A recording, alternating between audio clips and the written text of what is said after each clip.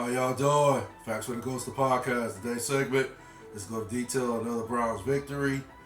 That puts them, I believe, a half game behind the Baltimore Ravens for the AFC North lead. Their record is 7-3, and Baltimore Ravens is 8-3. The Steelers are now 6-4, and Cincinnati is the Bengals. Cincinnati Bengals is 5-5. So I like to think this victory for the Browns also has given them like 2 divisional game wins within the division, if that makes sense. But as I like to think, as most Browns fans watch this game, the first half was a success basically. Not at the highest level, but the Browns were able to, do some things on the field and make it comfortable for DTR to just basically follow the game plan and don't turn the ball over. If it's not there, take your check downs or just basically just follow the game plan. And in the first half, it was a lot of screen passes. I think there was some RPOs that was ran involving Dorian Thompson, running from the shotgun and so forth. But yeah, the first half, like I said, was a success for the Browns. Again, they were able to put 10 points on the board. Should they have put 17 on the board? Because they were in my opinion, excellent position to score 7 points. But okay, they settled for a field goal and they went into the halftime up 10-0. Okay, now of course the second half was a different story. And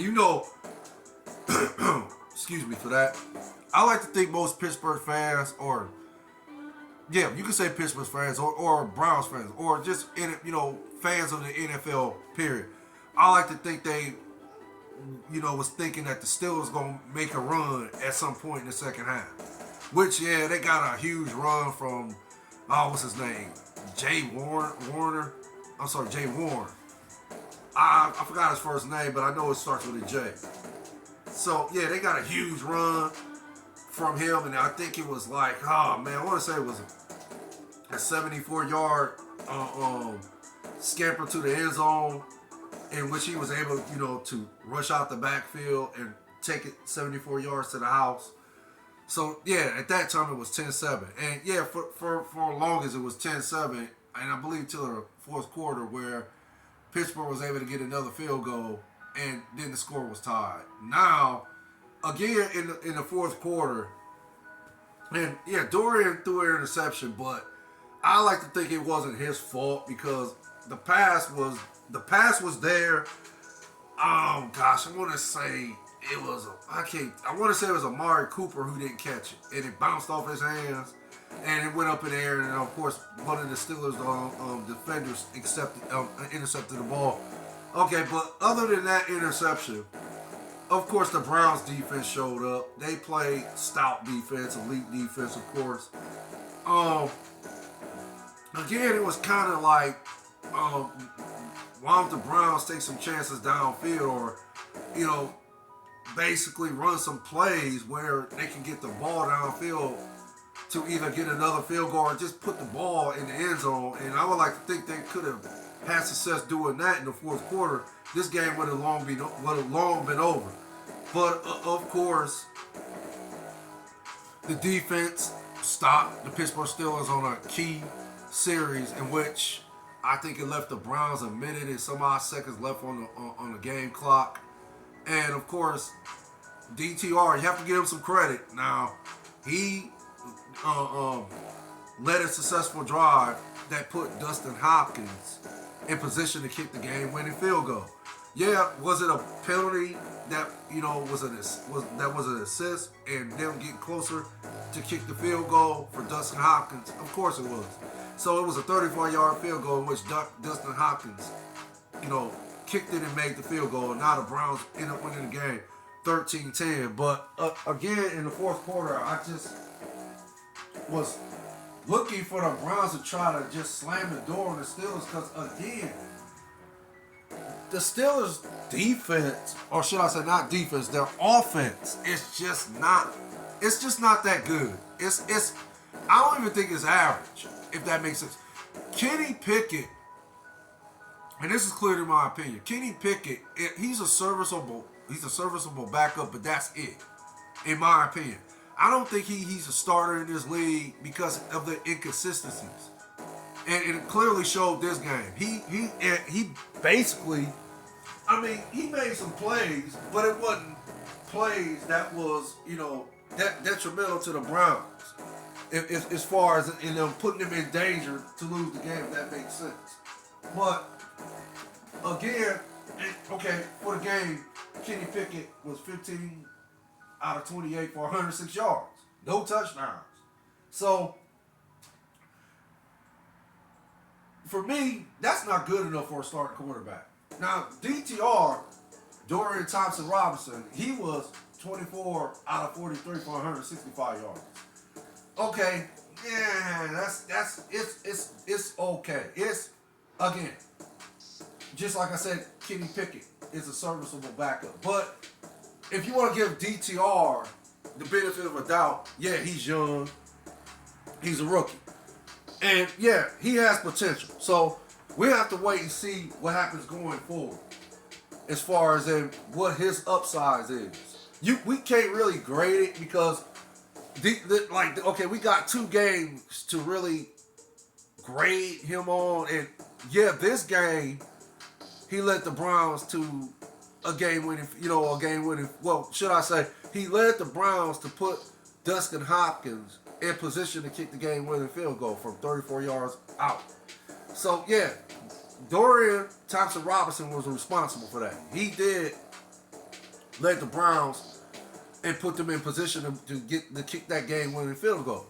So, again, but going forward, in my opinion, we have to see more of Dorian Thompson-Robinson. We have to see more of him to actually properly grade him and basically just say, okay,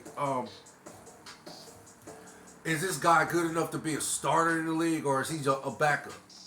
Okay, so going forward, we'll see what happens with Dorian Thompson-Robinson.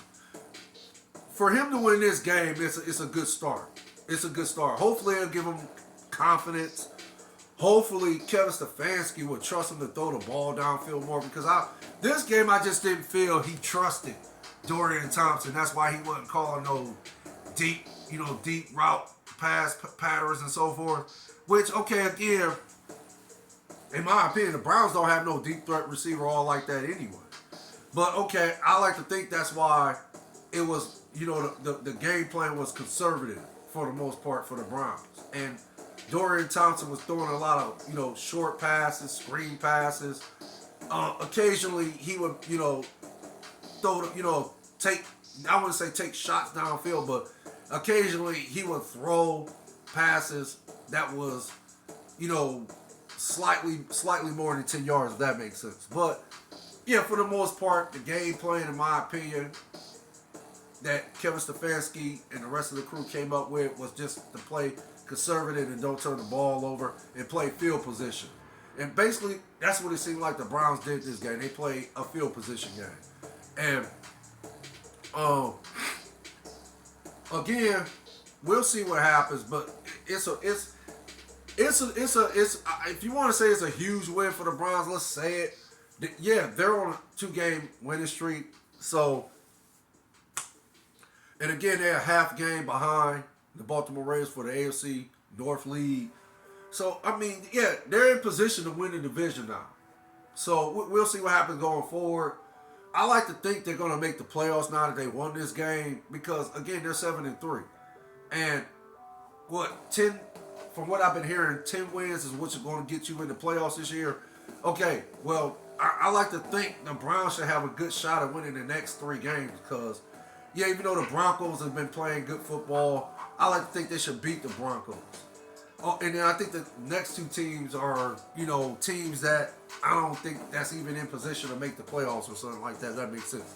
Could be wrong, but we'll see what happens going forward. But again, the Browns were victorious today, 13-10. They are now 7-3. They are, in my opinion, I like to think they're a half game behind the Baltimore Ravens for the AFC North lead, and definitely they're in contention to win the AFC North. Now that they won this game today, and they have a 7-3 lead. I mean record, not lead, record. So again, we'll see what happens going forward. That's all I have to report. Y'all take care. You stay blessed out there. You and your families. Facts for the Ghost of Podcast. The likes I appreciate. The views I appreciate more. One love. Later.